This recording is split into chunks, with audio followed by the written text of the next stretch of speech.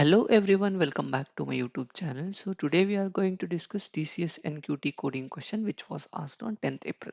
So the question is group formation based on the efficiency. So you will be given an efficiency value of n people. You have to form the group of exactly t people. Okay. Is first you have to sort the efficiency of the values and form the group of t consecutive people. If some people are left at the end because of n is not completely divisible by t, then ignore those extra people. Okay, for every group calculate the maximum efficiency and minimum efficiency, so we have will get a difference.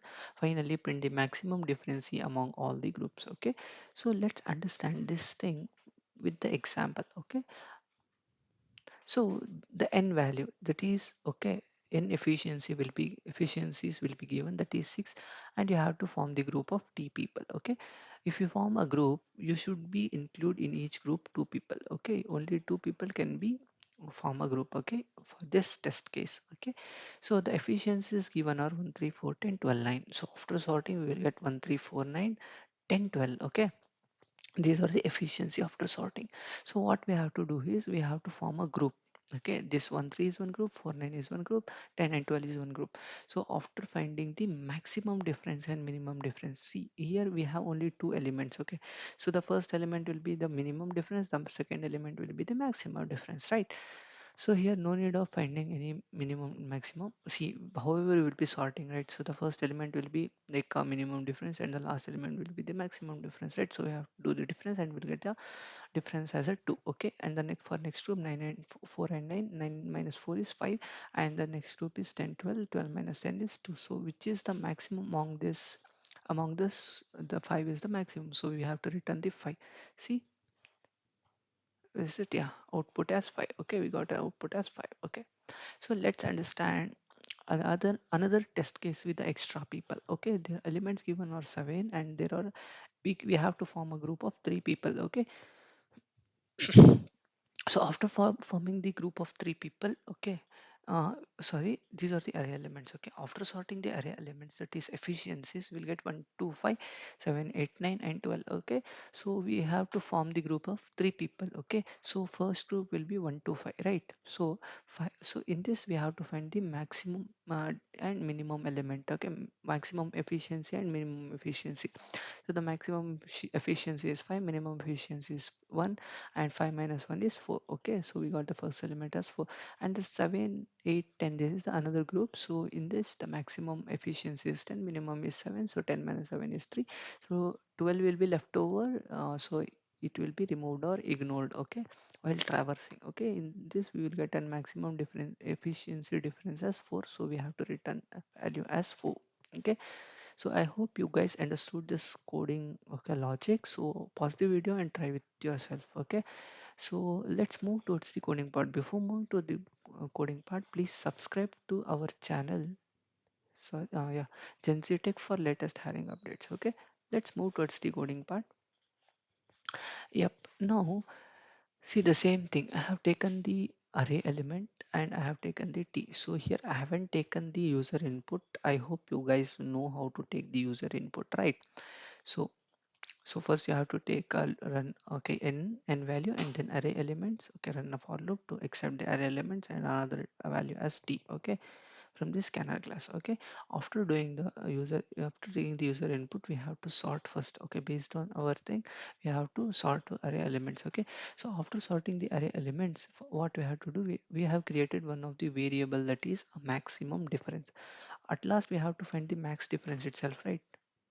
Max difference, so we have created the maximum difference. Okay, variable. Okay, now here the thing is, so you have to understand the this thing. Wait, I'm sorry. Okay, you have to find two things. Okay, here you have to find two things. One is like, if we form a group, okay, if we form a group, we want the starting index and ending index, right? This is the starting ending index, starting index, ending index. So here in the second test case, this is the group, this is the group. So here this is the ending index, this is starting index of group, this is the starting index, this is the ending index of the some group. Okay, for this group this is starting ending, this is for this group, this is starting ending. So for finding those things we have one formula. Okay, What's that formula means? Okay, first let's understand. So what will be the at the starting, what will be the I value? It will be 0, right? So I value at the starting it will be 0. So we have to increment I for every time. We have to increment I with I plus t. Okay, keep it this thing in your mind. Okay, we have to increment for each iteration. You have to increment I by not 1. I should be incremented by I plus t times. Okay, so y means c. Wait, it's there is yeah. Sorry, this thing. Okay, the thing is gone. Okay, sorry. So y means see at the starting index I will be pointing here, right? So I should not go to the next element. I should directly jump to this element, right? So here the I value will be 0, 0 plus what's the t value? I've incremented the I by t times, right? So what is the I value for the next iteration? It will be 2, right? So it will ignore this first element 0, 1, 2. Directly it will jump to second index. Okay. Again from second index for next iteration it will jump to 12th. Okay, sorry, not 12 element, that is to the fourth index. Okay, this is 2, 3, 4. Okay, fourth index it will jump. Okay, so this thing you have to understand. So by doing this we have finded the starting index of a group. Okay, by doing this we have find the starting index of each group. Okay, now the next thing is we have to find the ending index of each group. So you're gonna find this thing means I is equals to I plus t minus 1. Okay, so if you do this formula for each group you're gonna get the ending index. How means I'm gonna tell. So for first iteration I will be 0, right? So what is the t value? Okay, it will be minus, okay, sorry, 2. So after calculating this thing, what you gonna get? Okay, 0 plus 2 is 2, 2 minus 1 is 1. Okay, so this is the ending index, right? This is the ending index. This 0, 1. This is the first index, right? So the first index will be the ending index of the first group, right? We got the value, right? So for the next iteration, what will be the I value? I should be incremented by t times. Okay, for the next iteration, for first iteration it was 0. For next iteration it will be 2, right? So 2 plus 2 minus 1. Okay, so what will be the value? 2 plus 2, 4, 4 minus 1 is 3. So the 0, 1, 2, 3. See, this is the ending index of second group, right? So we got the index, see, right? So we got the ending index of second group also. So the after 2 it will become 4, right? So 4 plus 2 minus 1. So what will be the value? 4 plus 2 is 6. 6 minus 1 is 5. So again we got the fifth index as the ending index of the third group, right? So this is the fifth, so this is the ending index of third group. Okay, I hope you guys got this point, that is to find the starting index of each group and the ending index of each group. Okay, so let's move towards the coding part. Yep, so I'm running a loop from 0. Okay, so I'm doing here kind of like this. Why means, see, I'm like incrementing each time I plus 1, right? So I'm like, okay, Trevor, I'm like checking for the ending index. Okay, for each time I'm checking the ending index. Y means, see, for ending index is less than n. Okay, for each iteration I'm checking the ending index is less than n. Okay, less than n, less than n, less than n. Okay, if we move next for the next elements, that is the sixth element or the next further iteration, we'll get the I value as 6. So the sixth element will be not present. Okay, if we do with the starting element, somewhere we will get the, okay, index out of bound thing. Okay, that's why we have taken here the I plus t minus 1 is less than n. Okay, okay, let's move, like I will see this thing. So for the starting index I will be 0. I is 0. 0 plus t is how much? 0 plus t is 0 plus t is 2.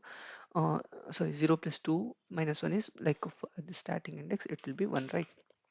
Okay, it will be 1. I value, no, okay, not I value. Okay, at the starting index I value is 0. And what will be the okay, minimum element? It will be like, see, here I'm writing the indices. Okay, don't assume I'm writing the minimum or maximum value. Here I'm writing the indices. What is the I value? 0. Okay, and And the next thing is, what is the I plus t minus 1 value? Okay, it will be 1, right? 0 1. And then if I do the minimum minus maximum, here I will do the actual values. Here I will get the value as 2. Okay, so now it will 0 will be compared with, okay, 2 will be compared with 0, and 2 is the maximum, so 2 will be stored in the maximum difference. Okay, so the next thing is, again I will be incremented to what? I will be incremented to 2. Okay, here I'm doing the indices. Okay, indices. Okay, not the actual values, these are the indices. Okay, okay, the next thing is 2. And then, okay, what is the I value now? What is I value? Okay, I will be incremented to 2, right? So 0 plus 2 is like I have directly written 2 here. Okay, so now the index is 2. What is the I minus t minus 1? It will be 3, right? So the thing is 3. So this is one group, 2 and 3. So for 2 and 3 we are finding the maximum difference. Okay, not maximum difference, yeah, difference. So here I will get what is the next? Okay, we will compare the 2 and 9, 4 and 9. So we'll get the value as 5, right? After sorting. Okay, guys, sorting, you should not miss the sorting. So now the maximum difference is 5. So the next, for the next iteration, what is the I value? Okay, for the next iteration it will be 4, right? 4. Okay, 4, this value I'm telling 4. Yes, sorry, 4 is the I value. Okay, so 4 means, okay, 4 plus 2 is 6, 6 minus 5 is 5. Okay, 5 is less than 6. Okay, I didn't check this thing for first and second index, so for the 0th and 2 index. Sorry for that. For fourth index I'm checking. Okay, you guys understood this. Okay, 4 plus 2 is 6, 6 minus 1 is 5, 5 is less than 6. Yup, again it will enter into the loop.